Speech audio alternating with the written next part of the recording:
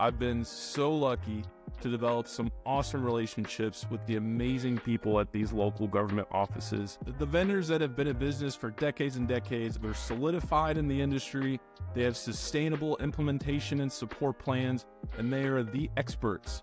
They invest in continuous product upgrades. They're probably somewhat familiar with the needs, so they can build that system around you. And that way you don't end up paying for things that you don't need.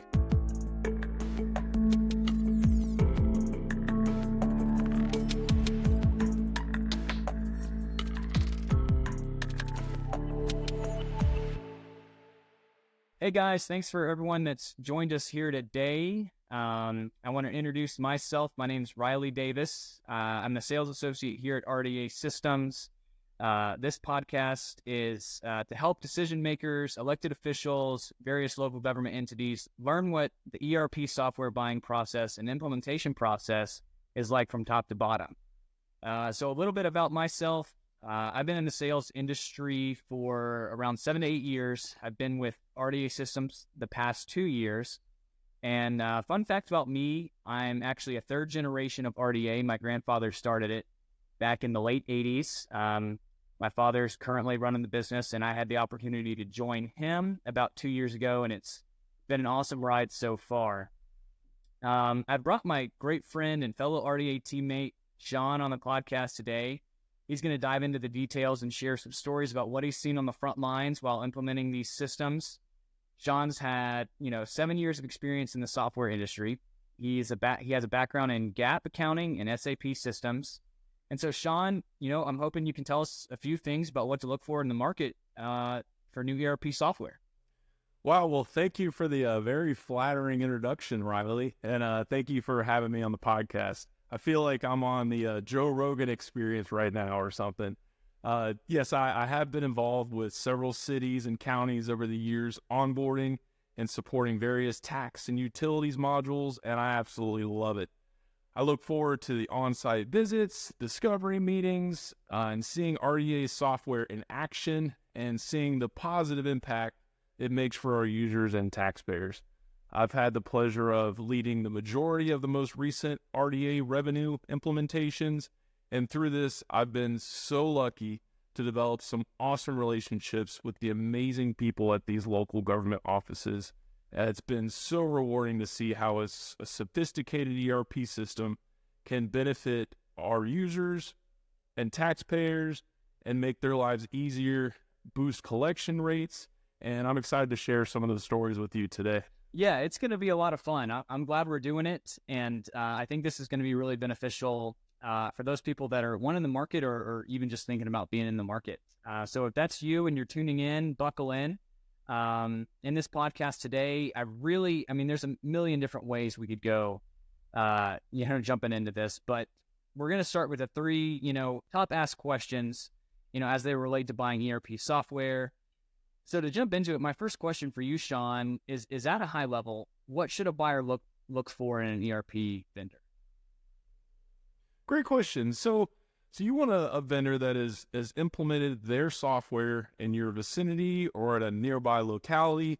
And there's a few reasons for this. One, you can communicate with your peers and other elected officials about how the vendor operates, whether that is with the customer support side or the software itself. The second thing I wanted to mention was the vendor is probably going to be familiar with very similar data to yours.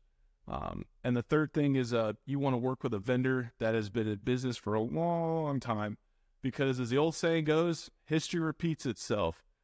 Companies that have been in business for decades and decades have seen it all, and you want to pair up with a vendor that has seen changes in the industry over time, because that experience helps the vendor be prepared for the next big change, like Y2K or a pandemic.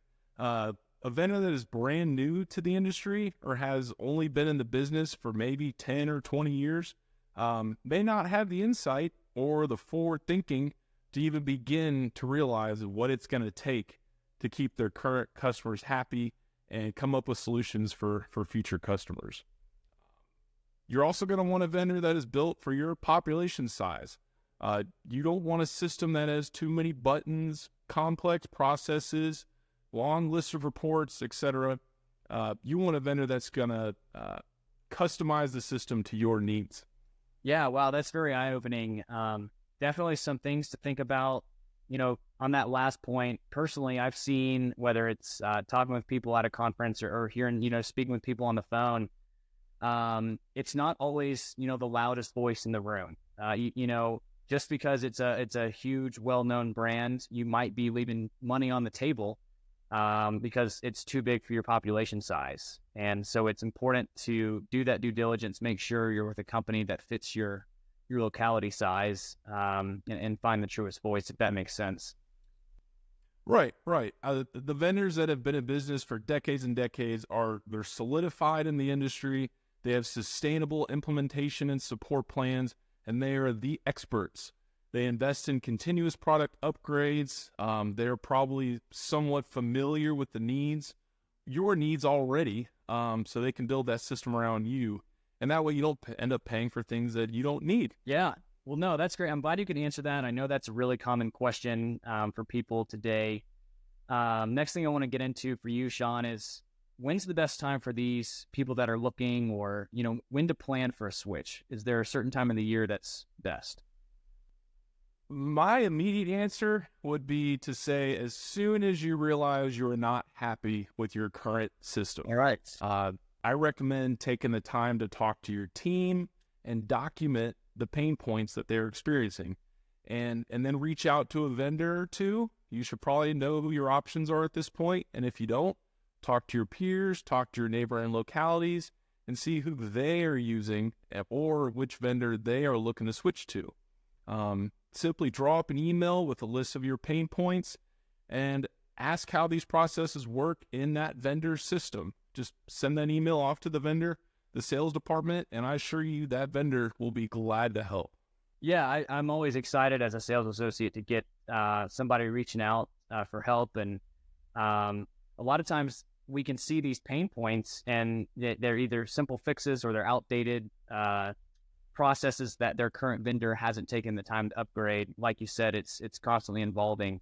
So we'd be happy to help answer and point you in the right direction. So that leads me to my next question. What have you seen to be the best time of year to go live? So now you made the decision. What does it look like, before any of the discovery or the data conversion has happened? What do you recommend is the best time to start running the day-to-day operations in a new system? Yeah. So this is a highly debated topic during initial conversations with clients. I like the idea of going live when it is time for the users to start creating data in the system at their own pace. You don't want to go live when taxpayers and the board are breathing down your neck as you and your team are trying to learn the system. The time of year that comes to mind is within 30 days after the tax due date. At this point, all the bills have been sent out, many of the payments have been processed in the old system, and your team can take a breath. This is the time when you can run penalty and interest in the new system, see how the compute process works, start running your delinquent collections processes, ERMs, debt set off, DMV stops, tax liens, and start importing your DMV files and updating your personal property values and ownership information. All these processes are highly sophisticated because they integrate with the state software systems and usually create brand new data in the new tax year. Yeah, that makes total sense. I wouldn't think anyone would want to go live, the day after bills hit the mailboxes, or the day before the tax due date. Sounds like a nightmare that can be easily avoided if you're taking the right steps. So that's great stuff. Thanks for answering that. And I'll probably jump into my last and probably the most thought-provoking question that we'll talk about. How long does it take to fully implement a system? Personally, when I've been asked to do a software demonstration, the first thing I look at is the population size of the locality. And then I can start thinking, all right, from top to bottom, how is this implementation going to look? How long is it going to take? What's it going to require? This will also give me an idea of how many bills will be sent out, potentially how many modules will need to be implemented. From there, that leads me to think about the size of the data that will need to be converted, or the number of transactions. as well as the processes that the locality may want to utilize, which processes equate to training time. Last year, I led an implementation where the contract was signed December of 2022, and we went live 3 months later. The client had about 200 bills that were sent out monthly, and we're only utilizing a couple of the RDA modules. So that was a pretty small implementation. I was able to knock it out and get the client working in the system quickly. On the other hand, I worked with a county a few years ago who had a population of over 36,000 and needed several modules. I worked with them for a little over a year. So, the time it takes from discovery to implementation to go live to, go live plus 60 really depends on the size of the locality. Okay. Yeah, great points. That makes total sense. And something I thought of while you're speaking to that, people in the market looking for a new software, they should be asking the vendors of their timeline as well. And it's not a one size fits all. But I hear of people telling me that they're implementing a new ERP system and they're saying, hey, I won't be able to get going. Our vendor's not going to be ready for 2 to 3 years. And just know that you can shop around. It's not going to be your only option. A lot of times an ERP vendor is just slammed with implementations or they're a lot backed up. And there's definitely, if you're in a rush and you need to start taking action soon, there's other solutions out there. Right. So, yeah, I think the question, so when can we start, is a great question to ask during a software demo or even before the demo has even been scheduled. It's really important to know where your implementation will fit in the vendor's schedule. Awesome. Sean, really appreciate those words of wisdom. I know that's great information. Guys, for those listening, tune in next week as we're talking about some of the difficulties in buying new software and how to overcome them. This will include the cost of new software and how that new software will save you money in the long run. And let's always remember, we're not going to work for our technology, but let's let our technology work for us. Thanks again, and we'll see you soon.